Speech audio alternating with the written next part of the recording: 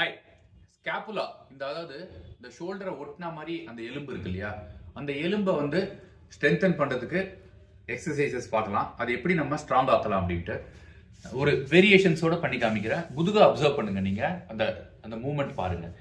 இப்போ ஃபர்ஸ்ட் வந்து இப்படி கையை வச்சுங்க, ஸ்ட்ரெயிட்டாக ஷோல்டர்ல நேராக முட்டி கீழே வச்சுக்கோங்க.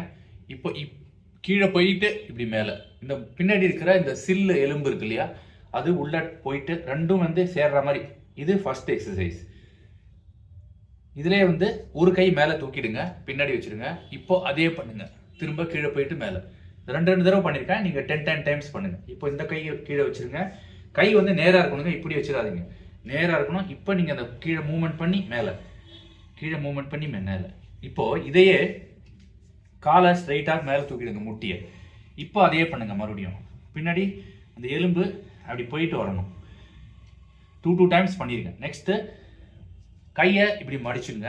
இப்போ கீழே இப்படி போறப்ப அந்த ஸ்கேப்புலா சைட்ல உங்களுக்கு ஒர்க் ஆகும். இது 5வது வேரியேஷன். பூரா மேலே போயிட்டு திரும்ப கீழே வராங்க இப்படி. இது 5வது வேரியேஷன். இந்த கையில பண்றேன். ஃபர்ஸ்ட் வந்து 4th இது. இப்போ டிப்பு பண்ணணும், இந்த இடத்துல டிப் ஆகணும். நெக்ஸ்ட் வந்து கை மேலே தூக்கி திரும்ப இப்படி கீழே வந்து டிப் ஆகணும். இது பண்ணுங்க. லாஸ்டா பண்றது எல்போ பிளாங்க். வந்துருங்க, வந்துட்டு முட்டியை மேலே தூக்கிட்டு இப்போ கீழே உடம்ப கீழே போயிட்டு மேலே, உடம்ப கீழே போயிட்டு மேலே. இந்த எக்ஸசைஸ் 10 டைம்ஸ் பண்ணுங்க. நீங்க அப்படி பண்ணீங்கன்னா பின்னாடி ஸ்கேப்புலால இந்த மசில்ஸ், இதை ஒட்டின தசைகள், இங்க இருக்கிற வலிகள், இது எல்லாமே உங்களுக்கு சரியாகும். இந்த எக்ஸசைஸ் பண்றது கஷ்டமா இருந்ததுன்னா முட்டியை கீழே வச்சே நீங்க முதல்ல பழகுங்க.